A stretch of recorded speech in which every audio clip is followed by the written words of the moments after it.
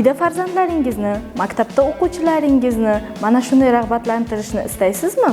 Unda sovg'alar devori usuli aynan siz uchun. Buning uchun bizga devoriy gazeta, stakan, issiq yelim, turli xil ko'rinishdagi sovg'alar, salfetka, rezina, flomaster kerak bo'ladi. Birinchi navbatda issiq yelim orqali stakanlarimizni oq qog'ozga yopishtirib chiqamiz.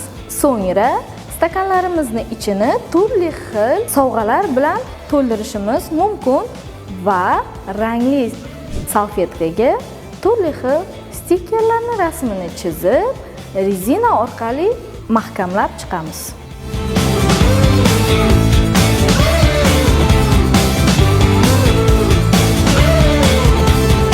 Sovg'alar devori usulimiz tayyor. Siz ham bu usuldan foydalanib, bolalaringizga quvonch bag'ishlang.